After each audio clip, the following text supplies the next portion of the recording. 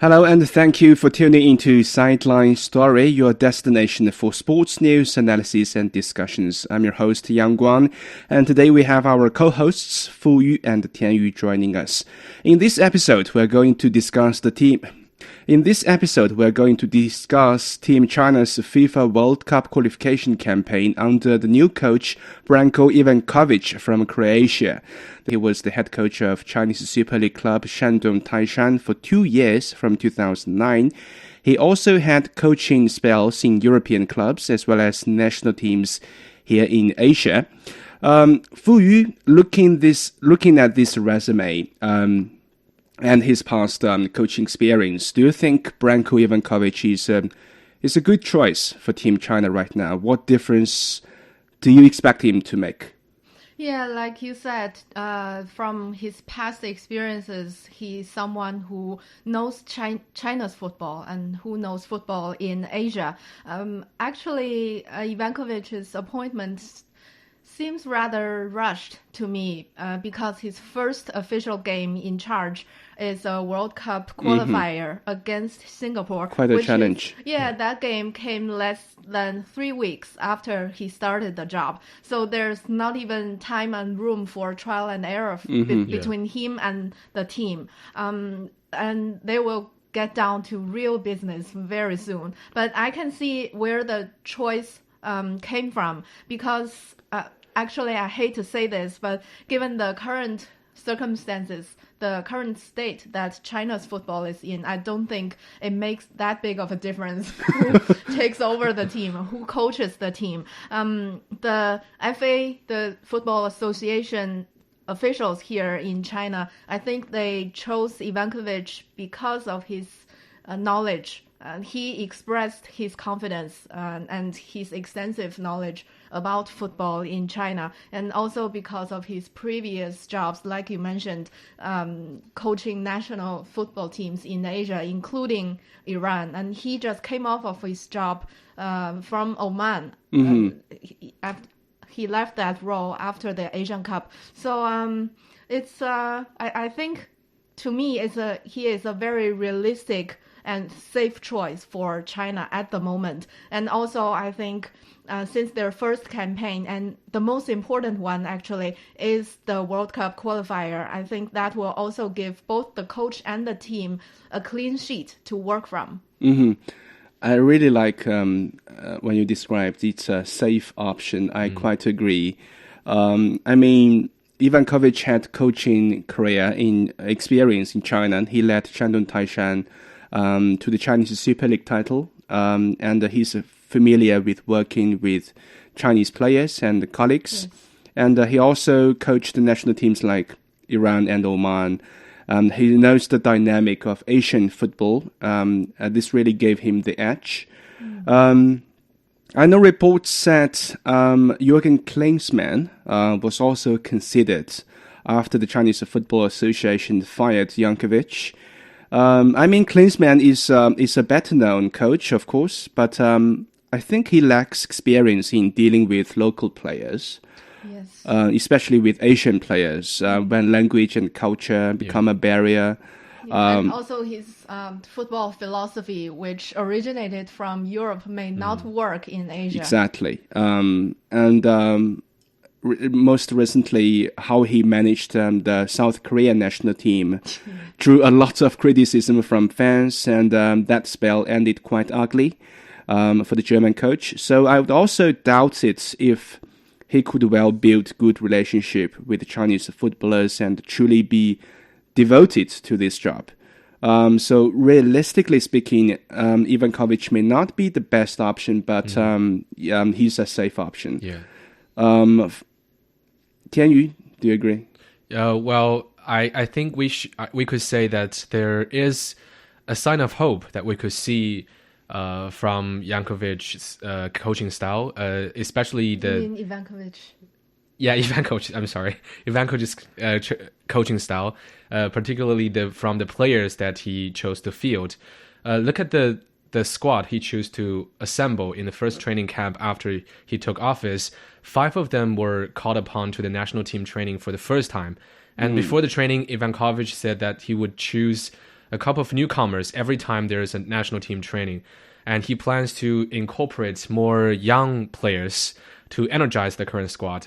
And I would say this is a quite positive change, as the average age of this current Chinese team has reached about 30 years old, which can be deemed as an old squad.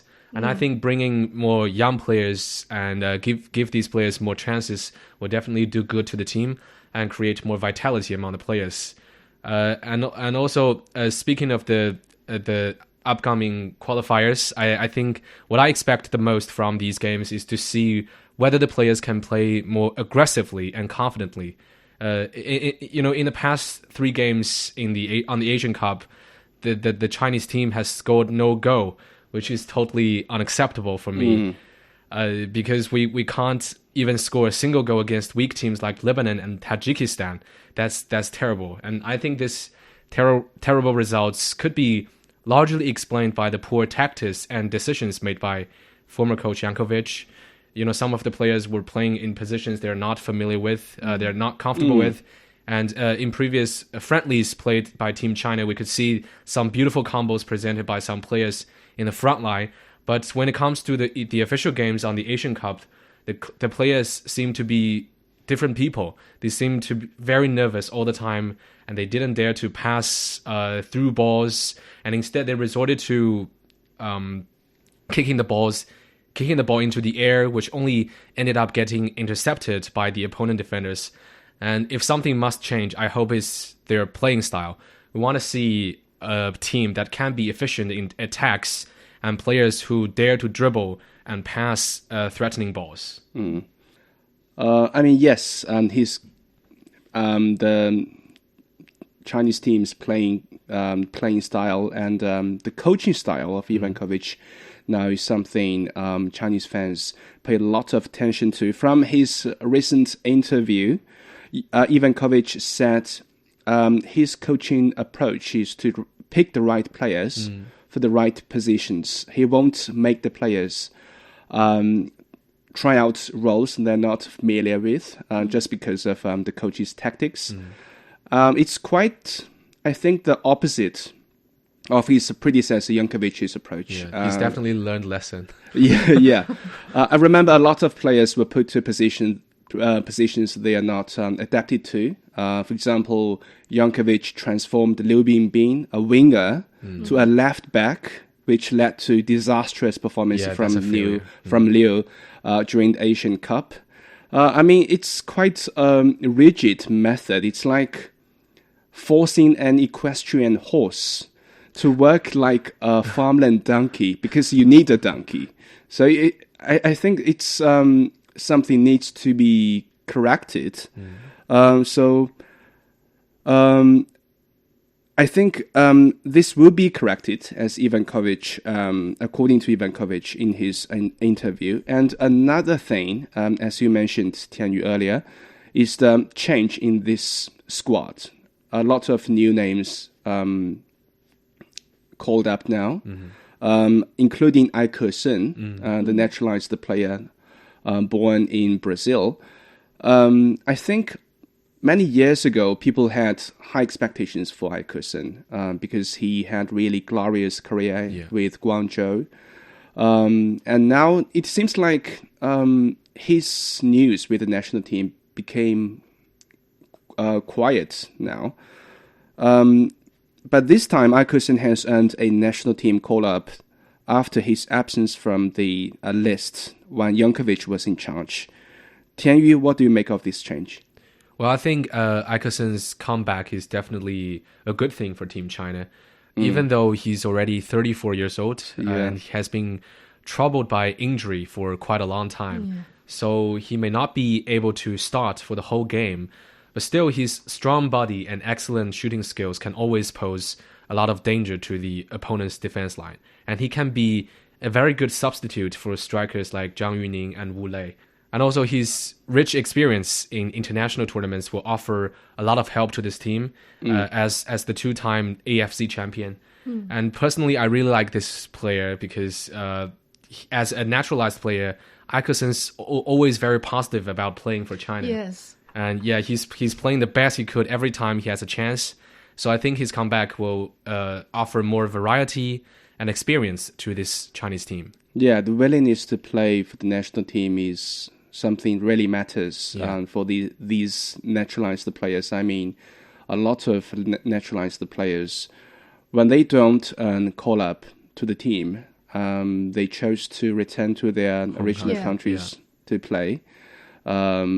But Ikerson stayed for quite a while, and this call-up is something I think he deserves for his commitment with the team.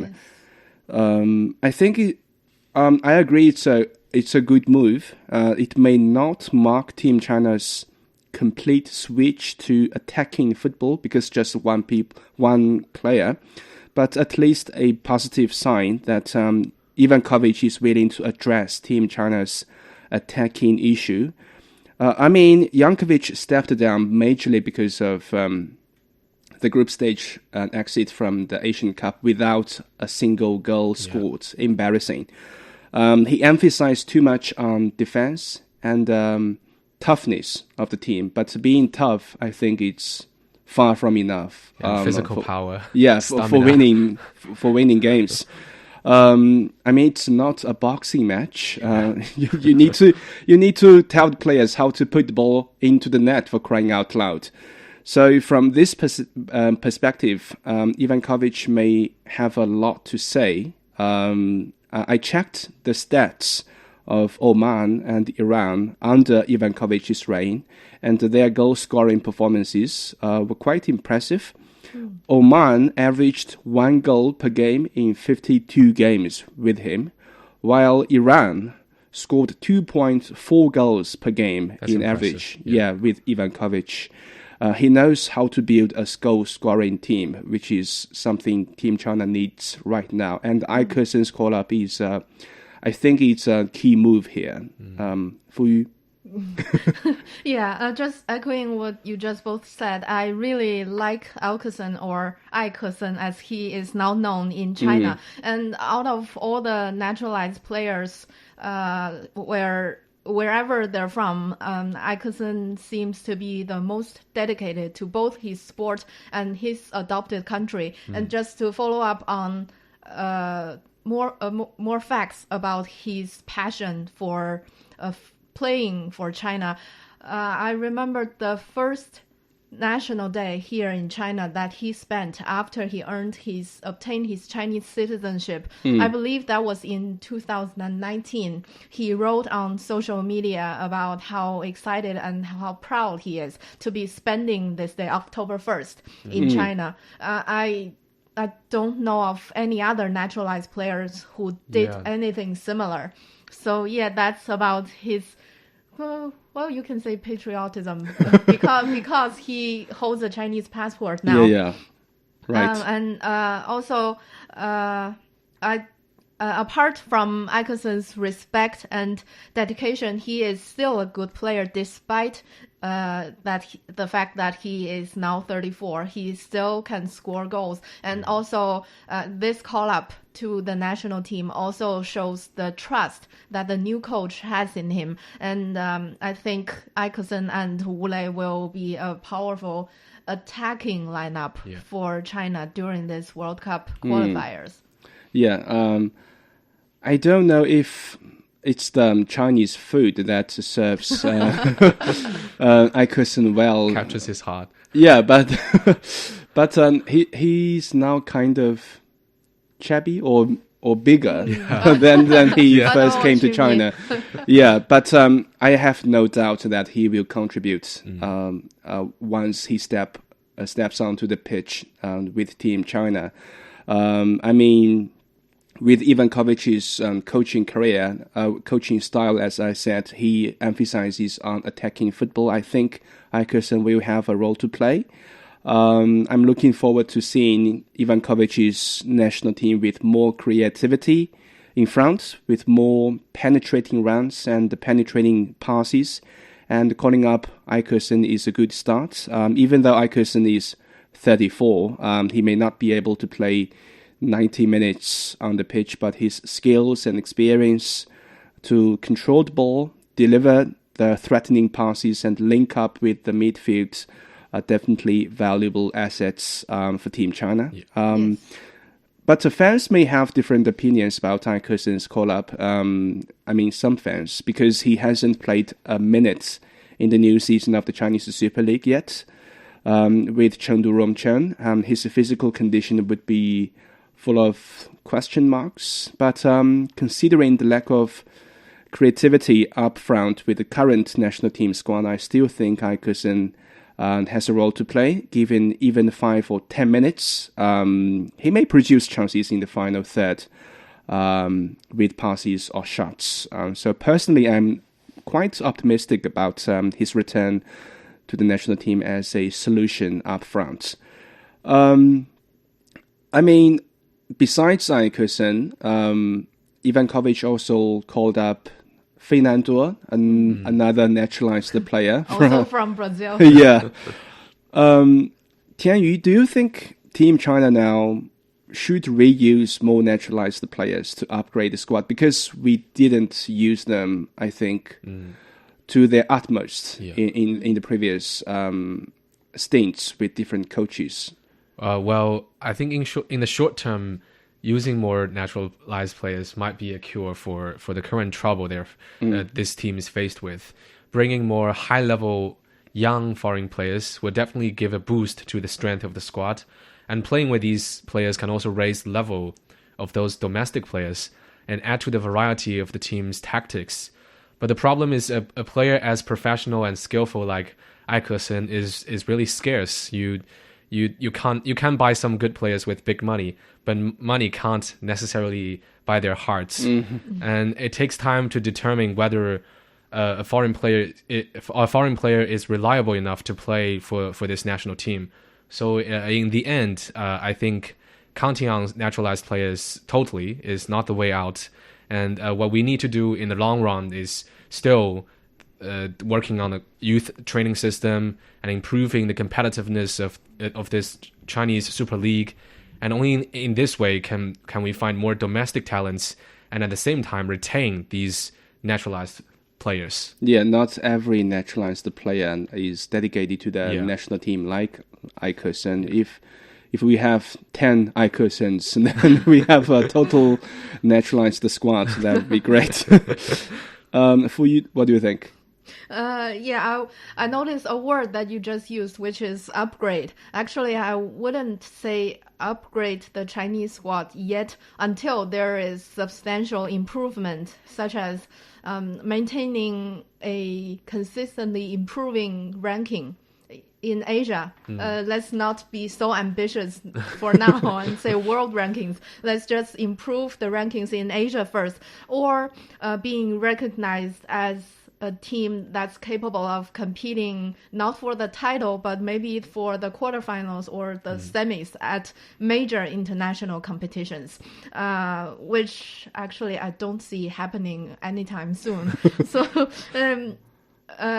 unless something like that happens, I think any attempt to naturalize players is for, like Tianyu said, for short-term goals. Not that there's any problem with that. It's exciting that there's these new additions to a national team to help achieve their major goals, such as reaching a World Cup. And I can see that it's important because for players such as Ikersen, who is 34, this may be their last opportunity. So while it's important for these players, for this current squad to work hard and make breakthroughs, because we know that so far China has only played in one World Cup, and that is more than 20 years ago, so many generations before. And it'll be a huge morale boost for not only this squad, but future generations. And the whole country, even. Sure. If the Chinese team reaches the World Cup in North America, and with everyone working toward that goal, it's even more important to make that achievement sustainable if they get there. So I think naturalized players can help but cannot be relied on for further or development from the roots for football here in China. So it's rather a short-term solution, if you would call it. I think Team China is undergoing a very tough period right now, facing a transitional phase because the core players are kind of at tail of their playing career, while young players are not quite ready to step up. Team China was the second oldest team at the Asian Cup. So I think for short term, naturalized players can fill this gap. Jiang Guangtai has proven that the naturalized players can make big impact on the pitch. He was probably the biggest find or the only silver lining for Team China during a catastrophic Asian Cup campaign. I mean, he's rock solid in the defensive line. So there's definitely room for naturalized players on this team. Besides, because new coach Ivankovic has also called up Fernando, as I mentioned. I think it's a wise move. We have talented footballers at the coach's disposal. Why don't we make full use of them? The previous two head coaches more relied on local players. Maybe they thought the Chinese-born players can truly work as a team together, considering the communication on the pitch, the dynamic in the locker room. I kind of felt the naturalized players weren't given full opportunities and trust. We haven't seen a Chinese squad using naturalized players to the utmost. Maybe they can bring more changes. There are also claims that using more naturalized players will affect local young players' chances and harm the team in the long run. I mean, Japan used to have many naturalized players. It didn't damage the local young talent's path upward. Quite opposite, I think they sort of... They were improving. They stimulated the growth of young players on the team. There emerged a generation of football prospects in Japan who later became the backbones of the national team. So I do think it's a good time for reuse those naturalized players for Team China, and it seems like Ivankovic sees it the same way. And Fu Yu, you just mentioned Team China's target of reaching 2026. Do you think it's a realistic target right now, looking at this squad? Actually, I'd like you to ask me after a few more games, after a few more qualifiers under this new coach. But I think after the expansion of the World Cup, and given what I'm already seeing from training under Ivankovic, I think it's possible. I actually didn't prepare for this question, so can I just, will that quick answer just do? Okay. Tianyu, what do you think? Realistically, we do stand a chance to secure a place in the World Cup. The other three teams we faced with are South Korea, Singapore, and Thailand. I'm not crazy, so I don't count on Team China to take one game from South Korea. But if we could secure more victories when playing against Singapore and Thailand, we do have great possibility in advancing from this group. But still, it's Team China. It's a team that hasn't scored a single goal on the Asian Cup and failed their fans again and again. So there's good reason to doubt their performance until the very moment they land their feet in the US, Mexico, and Canada. But I mean, it's still phase 2, right? Yeah. Even if we get through phase 2 after qualification campaign, there's a bigger challenge. There's phase 3 qualifying with 18 teams, if not, I'm not mistaken. So I think that's truly the challenge for Team China if we can progress from the current stage. I mean, since Asia now has more allocations for the World Cup, it definitely, I think, boosts the chances for Team China. But if we look into the situation for the 2022 and for the 2018 World Cup qualifiers, Team China both broke into the final phase, which consisted of 12 teams. But Team China finished in 9th and 11th overall, respectively, in those two campaigns. And this time, Asia is given 8 berths and a playoff ticket. That means it's 8.5 seats. And Team China finished in 9th and 11th in previous two really campaigns. dangerous. So just outside the door. yeah, so mathematically, it's still a tricky road ahead. Yeah. But I do believe China will recollect its form after the disappointing Asian Cup elimination and learn lessons from there. And with the new coach Ivankovic, with more naturalized players, China may be able to trigger some upsets on its way to 2026. It may narrow down just to 1 or 2 key matchups in the end to determine if we can return to the World Cup finals or not. We need to make sure no mistakes anymore on those key fixtures. But that is all we have time for this week's episode of Sideline Story. Thank you so much for joining us, and we are more than happy to see your comments from wherever you listen to our program. Thanks a lot. See you next time. This is CGTN Radio. Hear the difference.